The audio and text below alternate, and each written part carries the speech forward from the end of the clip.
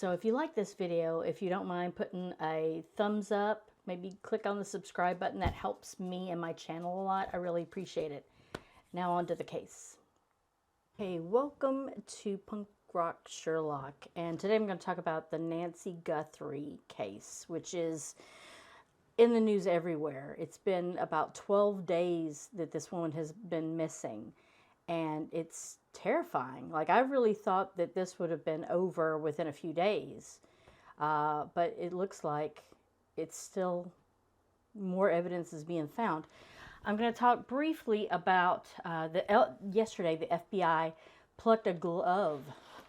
I have my little cheat sheet right here. The FBI plucked a glove from the side of the road about 1.5 miles from Nancy Guthrie's house in Tucson, Arizona, but we'll talk about that later. Right now, I want to talk about the timeline because I think there's some significance in the timeline, and I don't see a lot of people talking about it. 5:30ish, she took an Uber to her daughter's home.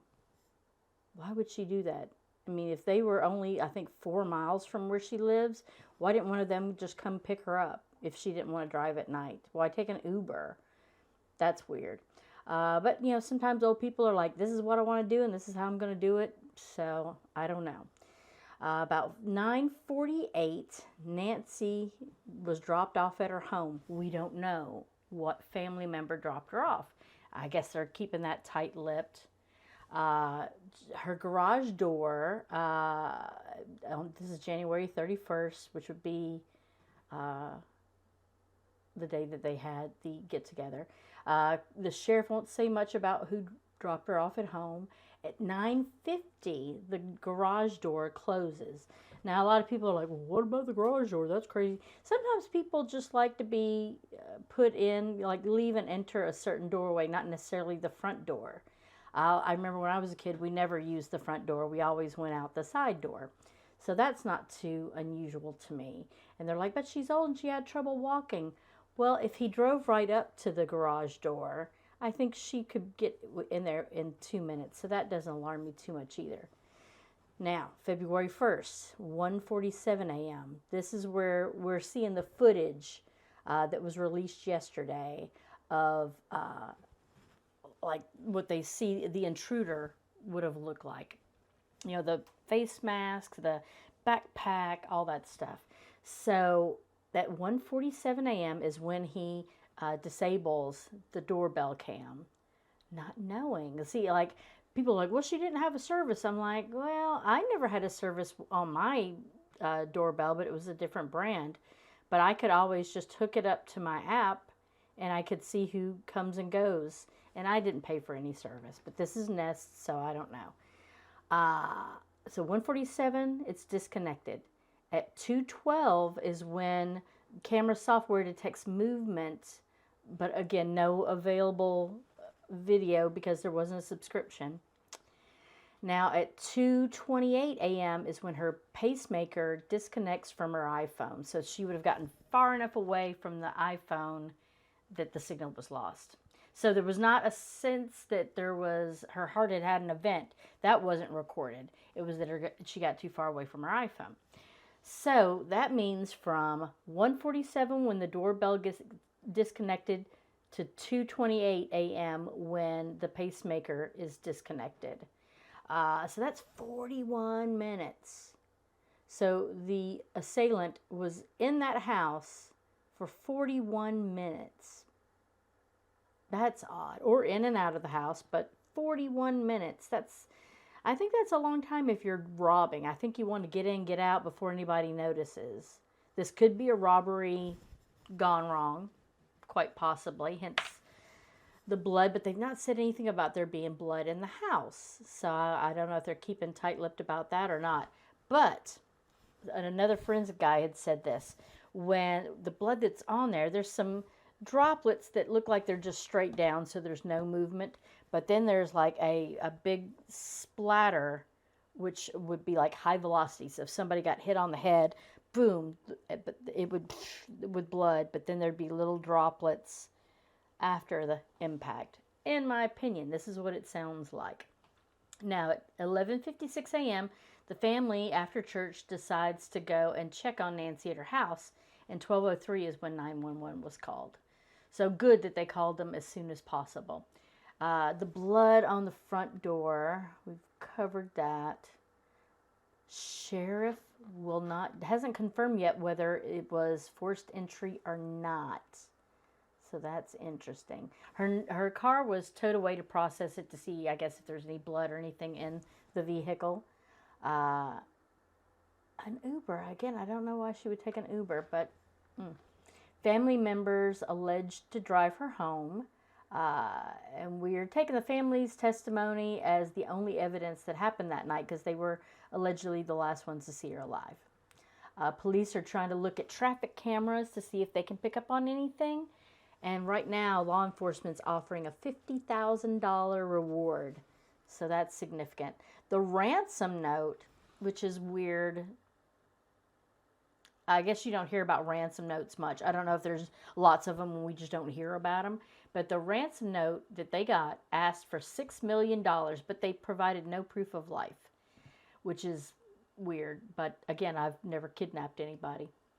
The note says she's safe but scared, and they want money put into crypto, I guess as a way of laundering it so you don't know where it comes from or who it's going to. But the note was very structured, so it wasn't something they typed quickly and sent. It had structure and form to it. The note was sent to TMZ and 2 local stations, and there's been very little communication. I think maybe 2 other notes have been out. Again, with a Bitcoin, I'm not sure what that's about. So the deadline was Thursday to get the money, but then it changed to Monday at 5 p.m. Today's Thursday.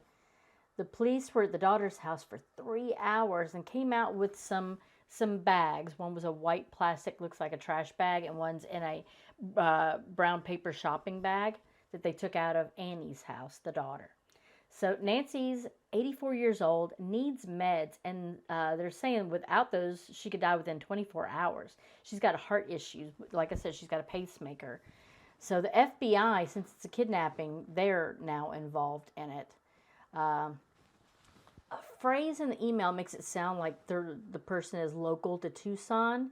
They say that once they receive the money, they will bring her back to Tucson within 2 hours. So that's where TMZ is getting that 2-hour radius. So they think that they've got their eyes on somebody else. So other footage has come forward of about 5 miles from where Nancy's house is. Somebody with a backpack. They don't have a mask on or anything. But the time tables overlap. So I don't think it could be that guy if the timestamp on that video is correct from a doorbell camera.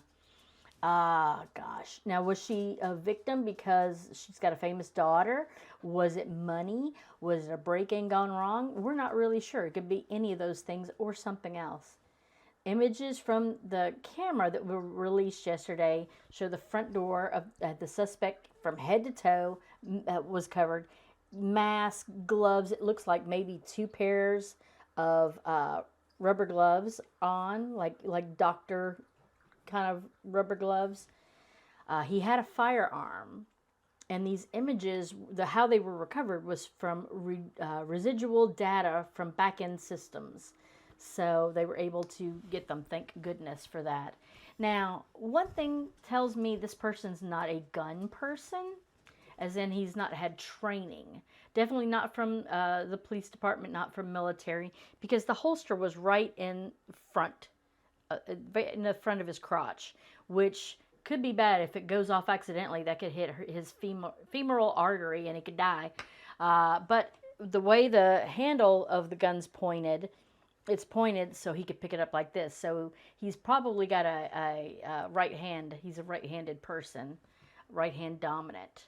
And the gun holster is interesting because it's a revolver gun holster, it looks like to me. And it's white with black trim. You don't see that a lot, or like I've never seen that a lot. That's something, mostly they're black, that I've seen. So it's either made out of leather or made out of plastic, possibly.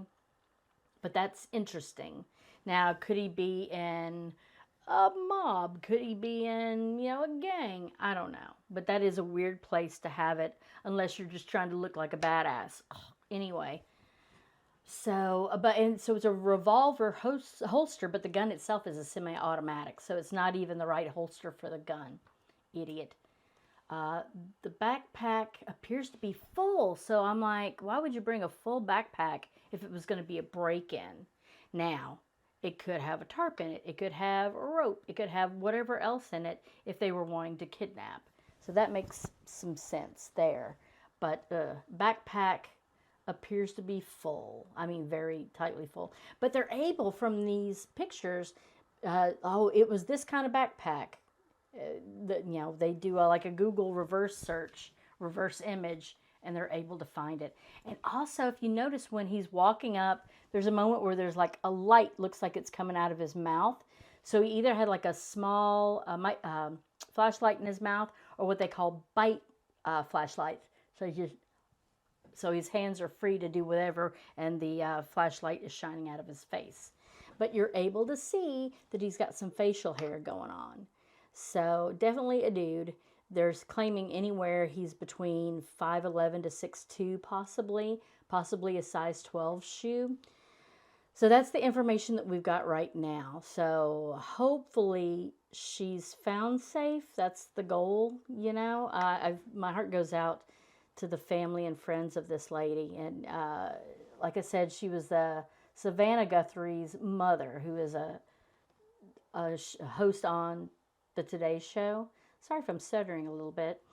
But keep our fingers crossed and prayers going out that they're able to find her as quickly as possible. Well, thank you for watching. If you liked what you saw, click on the subscribe button, click on the thumbs up. I would totally appreciate it. It helps me a lot. So thank you for watching Punk Rock Sherlock. See me again later.